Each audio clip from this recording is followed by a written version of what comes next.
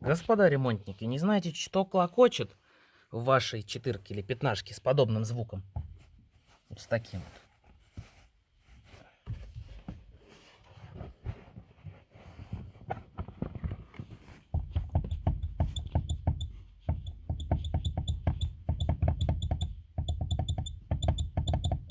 А это всему виной петля. Она идет внутрь.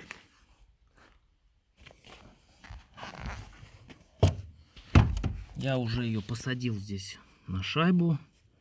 Было по-другому.